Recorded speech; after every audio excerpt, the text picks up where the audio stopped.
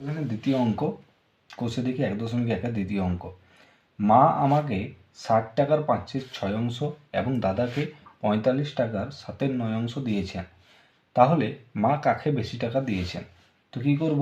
প্রথমে মা আমাকে দিয়েছেন, মা আমাকে দিয়েছেন। 2 নম্বর অঙ্কটি করছি। মা আমাকে দিয়েছেন কত? 60 টাকার 5/6। তাহলে 60 গুণিত 5/6, এটা ক্যালকুলেশন করলে পাওয়া যায় 6 10 60, মানে 60কে 6 দিয়ে ভাগ করলে হয় 10। তাই 10 হলো এখানে, এবং 10-এর সঙ্গে 5-এর গুণ করব। 10 5-এ 50 টাকা। মা আমাকে দিয়েছেন 50 টাকা, ঠিক আছে।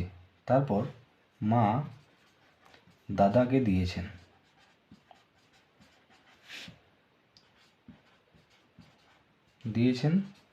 কত? 45 টাকার 7/9। তাই কি করব? 45 গুণিত 7/9। 9 দিয়ে যদি 45কে কাটাকাটি করা হয়, 9 5-এ 45, 5 হলো 5 এবং 7-এর গুণফল হচ্ছে 5 7-এ 35 টাকা। তাহলে কাকে বেশি টাকা দিয়েছেন? আমাকে মা বেশি টাকা দিয়েছেন। কত বেশি টাকা দিয়েছেন? 50-এর থেকে 35 টাকা বিয়োগ সমান হচ্ছে 15 টাকা।